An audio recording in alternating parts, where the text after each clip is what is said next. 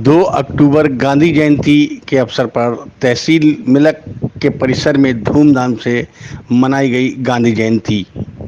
रामपुर जिले की मिलक तहसील में गांधी जयंती के उत्सव धूमधाम से मनाया गया। इस अवसर पर मीटिंग हॉल में पूरा तहसील स्टाफ, तहसीलदार राकेश कुमार व नायब तहसीलदार व उप जिलाधिकारी मोनिका सिंह ने बढ़ चढ़कर हिस्सा लिया और महात्मा गांधी जी के फोटो पर माल्यार्पण किया और उनके जीवन पर प्रकाश डाला। इस अवसर पर क्रमवार सभी ने अपने अपने विचार रखे।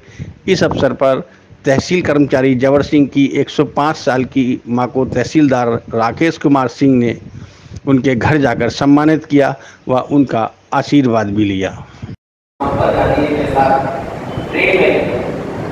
जो है और व्यवहार किया गया और उनकी फर्स्ट क्लास की टिकट होने के बावजूद भी उन्हें स्टेशन पर आते ही उतार दिया गया। गांधी जी ने कभी सपनों में नहीं सोचा था कि मैं विदेश जा रहा हूँ और वहाँ इस तरीके से मेरे साथ व्यवहार होगा। उस दिन के बाद गांधी जी ने देखा कि वहाँ पर रंग-भेद, जाति प्रथा और बहुत सारी समस्याएं हैं। तो हमारे गांधी जी को हम जन्म लड़ने के लिए गए थे, लेकिन वहाँ जाकर के लोगों ने देखा तो उन्होंने रंग-भेद और उसके विरोध में आंदोलन किया। इसी आंदोलन में वहाँ की जो व्यवस्था थी वहाँ पर उन्होंने मेटाल एसोसिएशन बनाया, वहाँ बहुत सारी संस्थाएं स्थापित हुई और फिर उसके बाद गांधी जी 9 अक्टूबर 1915 को भारत 9 जनवरी 1915 को भारत लौटे।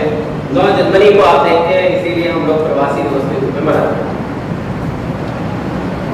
भारत में आने के बाद जब गांधी जी भारत आए तो उस समय द्वितीय विश्व युद्ध का दौर चल रहा था।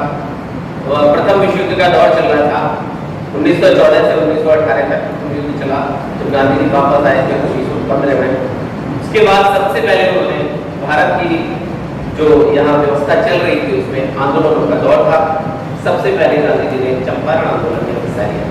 1917 का चंपारण आंदोलन, जहाँ पर इनकी आपदा थी, जहाँ के किसानों को जबरदस्ती से जो है बेल की खेती उगाने के लिए बाध्य किया जाता था। 3 गठिया का मतलब था 3/20 जमीन, यानी कि अगर आपके पास 20 गठिया जमीन है तो 3 गठिया पर आपको बेल की खेती करनी ही पड़ेगी, लाजे या गैर।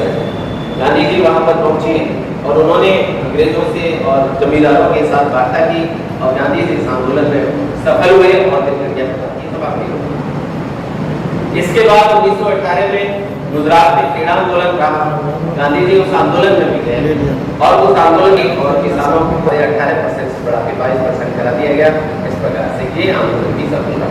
इस प्रकार गांधी जी के लगातार आंदोलनों को देखते हुए ये तीनों आंदोलन सफल रहे। लेकिन 1920 के उसी बीच में जब जलियांवाला कांड हो गया तो उससे बड़े आहत हुए और उन्होंने अपनी नीतियों में परिवर्तन करने का ऐलान किया और 1 अगस्त 1920 को असहयोग आंदोलन चलाया। असहयोग आंदोलन बड़े ही व्यापक रूप से चला और आपको पता है कि असहयोग आंदोलन के दौरान चलते चलते 1922 में चोरा चोरी एक गोरखपुर के पास स्थान है जहाँ पर एक हिंसात्मक घटना हुई जिसमें 22 अंग्रेज अधिकारियों को, थाने के कर्मचारियों को जलाकर आग लगा के मार दिया। तो इस प्रकार से जो आंदोलन हिंसात्मक रूप से गांधी जी चलाना चाहते थे वो हिंसात्मक हो गया। इस बात से गांधी जी को बड़ा दुख हुआ और उन्होंने बारडोली में एक कांग्रेस समिति की बैठक बुलाई और बैठक बुलाकर के असहयोग आंदोलन की समाप्ति की। इस प्रकार फिर गांधी जी शांत रहे और आप देख रहे हैं कि 1930 में सविनय अवज्ञा आंदोलन चला। सविनय अवज्ञा आंदोलन के दौरान गांधी जी ने नमक बनाकर के जो नमक कानून था उसे तोड़ा, क्योंकि उस समय ये व्यवस्था थी कि कोई भी भारतीय साबरमती आश्रम से टाटी पहुंचे और वहां पर उन्होंने 6 अप्रैल 1930 को नमक बनाकर के तोड़ा।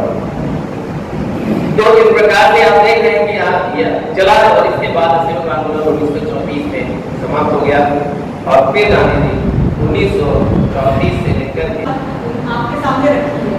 तो सबसे पहले तहसीलदार साहब के लिए इसके बहुत ऐसा लग रहा था सुन के कि कल की जैसे इनको एग्जाम देना हो और आगे दिन तैयारी डे बाई डे। तो खैर मैं उस वीडियो में नहीं जाऊंगी, तो ऑलरेडी उन्होंने आपके सामने रखे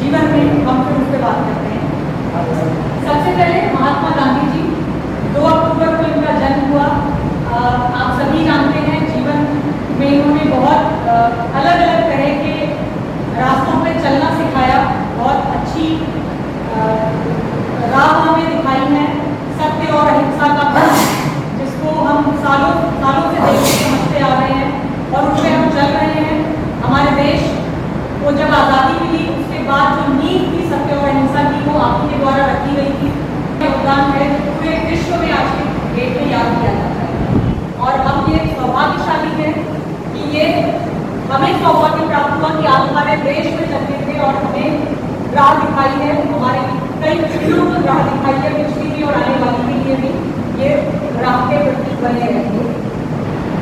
उसी क्रम में लाल बहादुर शास्त्री जी, उनको हम याद करते हैं हमारे देश के द्वितीय प्रधानमंत्री के रूप में, और इनके द्वारा जो जय जवान जय किसान का जो नारा है आज भी याद किया जाता है, आज से आने वाले हजारों सालों तक याद किया जाएगा। आप सभी जानते हैं आजादी के बाद कुछ साल ऐसे थे जब हमारे देश में अनाज को लेकर, कृषि को लेकर काफी खराब स्थितियां देखनी पड़ी थी लोगों को।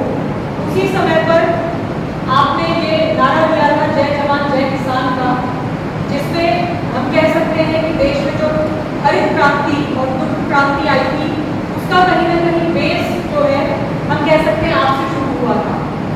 आपने जो विचारधारा दी थी उस समय, उससे ही कहीं ना कहीं हम उस क्रांति में शामिल हो पाए। उस क्रांति अगली चीज बात यह है कि जो हमने बताया कि जैसे आपके द्वारा किया गया जय जवान जय किसान का नारा आपका सत्य और अहिंसा के पथ पर चलना, इसको हम आज की डेट में कैसे देखते हैं? आप बताइए,